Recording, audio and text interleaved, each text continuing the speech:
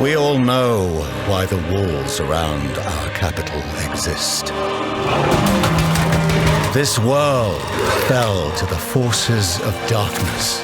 Its light is replaced by shadows and the terrors that lurk within them.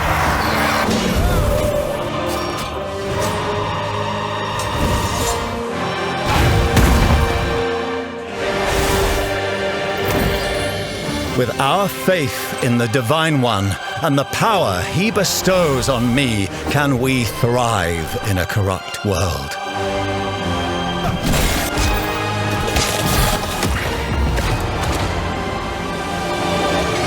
Inquisitor, a word in private.